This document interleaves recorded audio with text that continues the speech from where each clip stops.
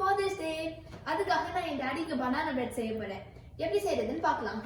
Banana பிரெட்க்கு தேவையான ingredients என்னன்னா all purpose flower, sugar, baking powder, baking soda, salt, cinnamon powder, walnuts, vanilla extract, butter, eggs and ripe bananas.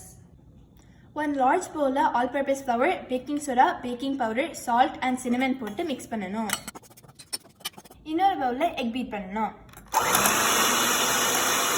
இப்போ அதுல butter add பண்ணனும். அப்புறம் sugar. அப்புறம் vanilla extract. இப்போ இந்த மிக்சரை இதுல போடுவோம். And walnuts and mashed bananas.